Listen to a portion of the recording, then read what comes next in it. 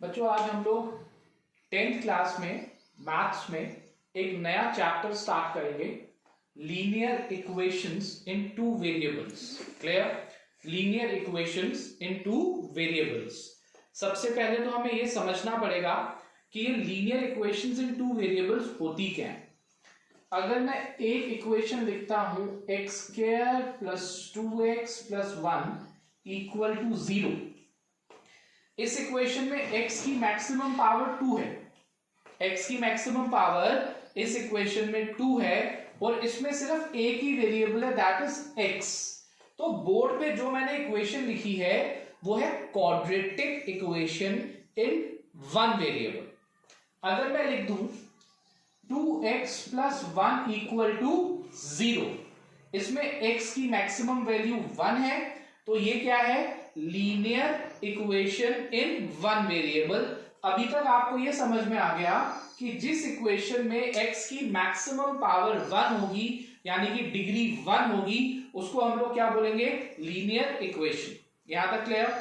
बच्चों अब अगर मैंने x plus y equal to 7 लिखा, यहां देखिएगा x की मैक्सिमम पावर 1, y की मैक्सिमम पावर 1, यानी कि इस इक्वेशन में जो मैक्सिमम पावर प्रेजेंट है वो 1 है, तो ये लीनियर इक्वेशन है। लेकिन इस इक्वेशन में x और y दो वेरिएबल्स प्रेजेंट हैं। इस इक्वेशन में एक वेरिएबल प्रेजेंट है x, दूसरा वेरिएबल प्रेजेंट है y, तो ये क्या बन गई? Linear equation in two variables. हमने इस पूरी यूनिट में इस टाइप की इक्वेशंस के साथ डील करना है। क्या है? Linear equation in two variables. Linear word इसलिए क्योंकि इसकी मैक्सिमम पावर 1 है, टू वेरिएबल्स इसलिए क्योंकि एक वेरिएबल x है और दूसरा वेरिएबल y। समझ में आया? मैंने इस पूरी यूनिट में आपको linear equation in two variable को सॉल्व करने के डिफरेंट मेथड्स पढ़ाने हैं। सॉल्व करने मतलब x और y की वैल्यूज निकालने के डिफरेंट मेथड्स सिखाने हैं। जो सबसे पहला मेथड मैंने आप लोगों के साथ डिस्कस करना है वो ग्राफिकल मेथड है। क्या बोलते हैं उसको? Graphical method. ये मेथड आप लोग 9th क्लास में भी पढ़ चुके हो। हम लोग 3.1 एक्सरसाइज शुरू करेंगे और जो ग्राफिकल मेथड है इस एक्सरसाइज के थ्रू मैं आपको समझाऊंगा। सारे 3.1 निकाल लीजिए। 3.1 का जो पहला क्वेश्चन है, 3.1 एक्सरसाइज का पहला क्वेश्चन, पहले इस क्वेश्चन को रीड करते हैं। Exercise 3.1 question number first. देखिए क्वेश्चन क्या कह रहा है। Aftab tales his daughter 7 years ago, I was 7 times as old as you were then. Also 3 years from now, I shall be 3 times as old as you will be. Represent this situation algebraically and graphically. देखो question को पहली बारी पढ़ के मुझे सिर्फ ये चीज समझ में आई, यहाँ पे दो लोगों की बात हो रही है क्वेश्चन में, एक आफ्ताब और दूसरी उसकी डॉटर। क्लियर? और लास्ट लाइन को अगर मैंने ध्यान से पढ़ा है, उसने मुझे आफ्ताब और उसकी डॉटर की एजेस फाइंड आउट करने के लिए नहीं बोला है। उसने मुझे बोला है जो भी कंडीशंस क्वेश्चन में दी हुई हैं इनको एल्जेब्रिकली और ग्राफिकली रिप्रेजेंट करना है। इनको एल्जेब्रिकली और ग्राफिकली रिप्रेजेंट करना है। अब देखिए मैं मान लेता हूं लेट आफ्ताब्स प्रेजेंट एज। मैंने आफ्ताब की प्रेजेंट एज को क्या लेट करना है? x years। Let Aftab's present age is equal to x years और लेट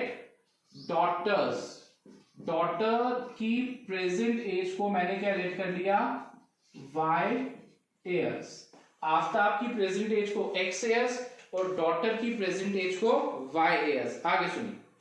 7 years ago, अगर मैं यहां पे हेडिंग बनाता हूं 7 years ago, 7 years ago का मतलब है आज से 7 साल पहले।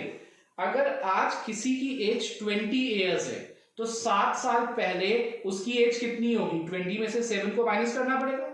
ये पॉइंट समझ में आ रहा है? अगर 7 साल पहले किसी की एज निकालनी है, देखो मैंने प्रेजेंट एज को x और y लिया हुआ है, तो तो 7 साल पहले वाली एज कैसे निकलेगी? 7 को माइनस करना पड़ेगा। 7 साल पहले जो आफताब एज आएगी वो आएगी x माइनस 7 ईयर्स, और जो डॉटर्स एज आएगी वो आएगी y माइनस 7 ईयर्स। चलिए, ये हम लोगों को क्लियर हो गया कि 7 साल पहले आफताब की एज x माइनस 7 ईयर्स और डॉटर की एज y माइनस 7 ईयर्स। अब देखता हूं आगे क्या लिखा हुआ है। 7 years ago I was 7 times as old as you were then। यानी कि आफताब अपनी डॉटर को कह रहा है कि 7 साल पहले आफताब अपनी डॉटर की एज के कितने टाइम्स है? 7 टाइम्स है। आफताब अपनी डॉटर को कह रहा है कि 7 साल पहले आफताब अपनी डॉटर के एज के कितने टाइम्स है? 7 टाइम्स है। समझ में आया? यानी कि डॉटर की एज को 7 से मल्टीप्लाई करूंगा तो वो आफताब की एज के बराबर हो जाएगा। ये कंडीशन बनाना ध्यान से सीखनी है, ये बड़ा इंपॉर्टेंट पॉइंट है। लिखा हुआ है कंडीशन कि आफताब अब 7 साल पहले आफताब अपनी डॉटर के एज के 7 टाइम्स है। 7 साल पहले आफताब अपनी डॉटर की एज के क्या है? 7 टाइम्स। यानी कि अगर मैं डॉटर की एज को 7 से मल्टीप्लाई करूंगा तो किसकी एज आ जाएगी? आफताब की एज आ जाएगी।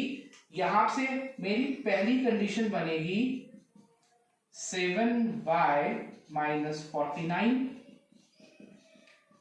अच्छा, एक काम करते हैं, अब 7y को इज इक्वल टू के साइड ले आते हैं, ये माइनस हो जाएगा, और माइनस 7 को साइड ले जाता हूं, प्लस हो जाएगा। x minus 7y is equal to minus 42। आप सब लोगों को ये समझ में आया? x minus 7y is equal to minus 42। Clear? पहली कंडीशन समझ में आई? ओके बच्चों, इसका रेस्ट पार्ट सेकंड वीडियो में करते हैं।